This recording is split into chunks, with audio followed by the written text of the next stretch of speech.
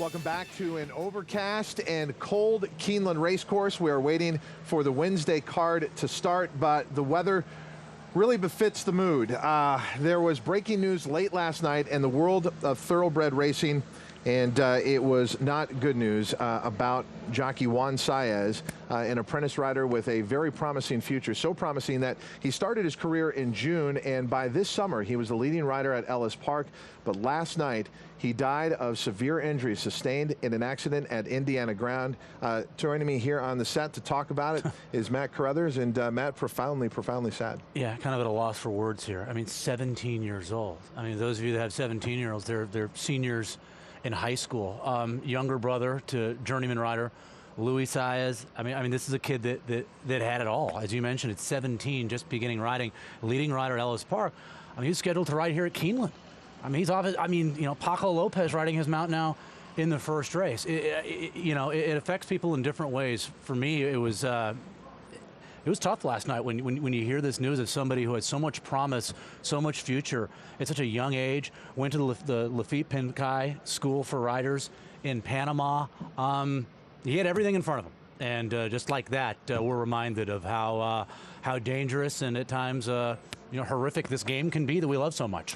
When moments like this happen, it shakes everybody, and you start to remember the last time you saw somebody who's all of a sudden taken from us. Caleb Keller with some thoughts on apprentice Juan Saez.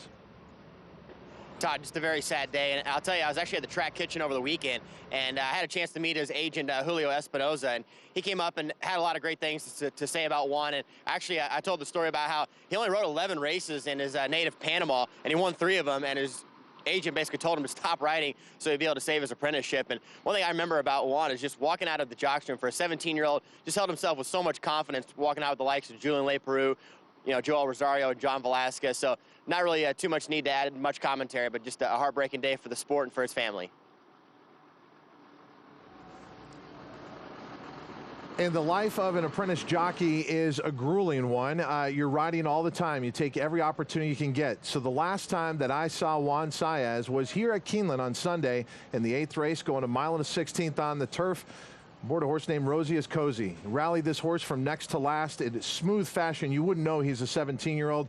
Finished 4th. But I also remember many times crossing him in the paddock after a race, and he had an infectious smile you wouldn't forget, because he's a 17-year-old. At the beginning of his life was so much promise. And that is the great thing about youth. It reminds you of how great life can be. But when it's taken so suddenly, it is beyond sad.